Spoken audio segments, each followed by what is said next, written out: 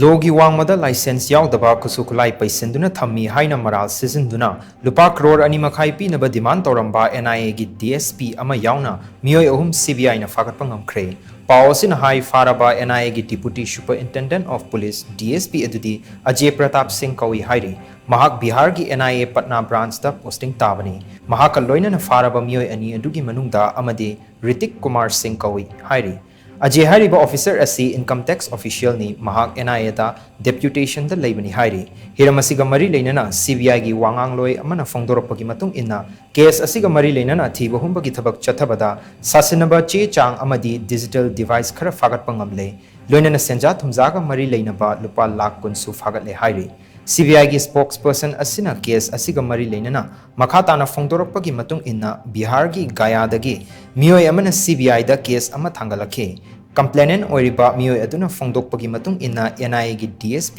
Ajena